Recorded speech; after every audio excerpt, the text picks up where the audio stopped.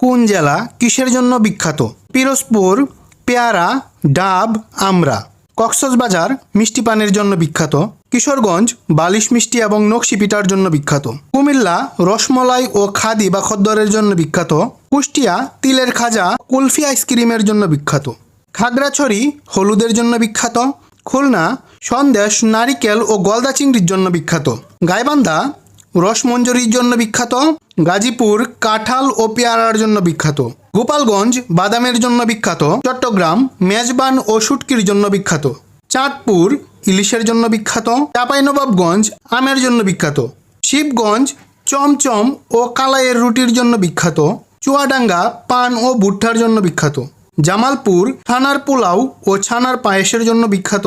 ঝালকাঠি লবণ ও আটার জন্য বিখ্যাত। ঝিনাইদহ হরি ও ম্যানেজারের ধান। টাঙ্গাইল চমচম ও তাঁতের শাড়ির জন্য বিখ্যাত।